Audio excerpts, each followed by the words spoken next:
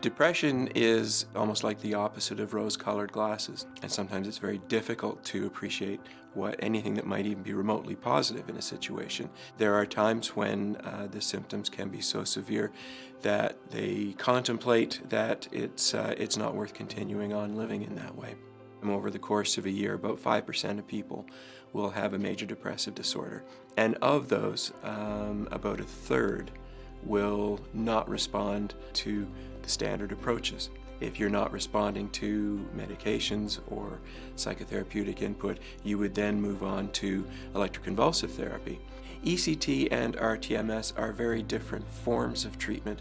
They are both forms of neuromodulation, which is essentially, adjusting neuronal function.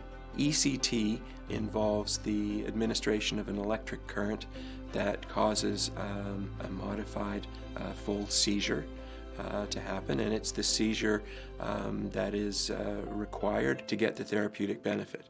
With that, you require general anesthetic, you require muscle relaxation, and it requires a period of time in a recovery area, whereas rTMS does not require general anesthesia. It is essentially using magnetic pulses to cause electrical change. The areas that we're targeting are very closely involved in the way we think, the way we behave, and our moods, the way we interact with people.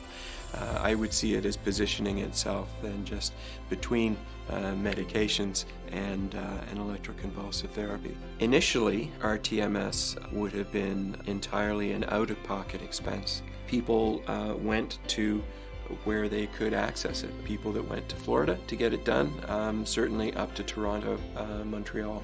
We have been sort of looking at developing an rTMS service here for many years, probably 15 years. And it was always a question of, how would it be funded? So with the very generous donation from Bell Let's Talk through the QE2 Foundation, it's allowing us to take the first step towards setting up a province-wide rTMS program. To the Bell Let's Talk program, I would say thank you from the bottom of my heart. It has made this treatment accessible. If you've known anybody with treatment-resistant depression, suffered from depression yourself, or even heard it discussed, you know how bleak it can be. And when one has gone through a number of treatment approaches, it's almost like each new treatment approach that comes and is not successful is like another dashing of hopes. When you have something else to look at with established efficacy, we are now going to be able to help more people. And I think, the entire province is going to be exceedingly grateful.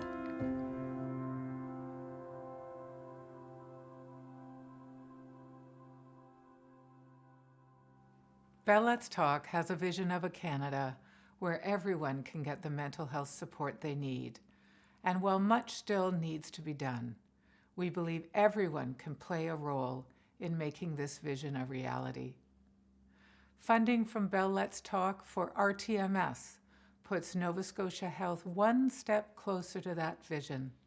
It means that Nova Scotians will now have access to the most cutting-edge treatment available for major depressive disorders at no cost to patients. On behalf of all of us at Bell Alliant, I'd like to thank the mental health care teams in Nova Scotia for the important work you do each and every day. We are proud to partner with you.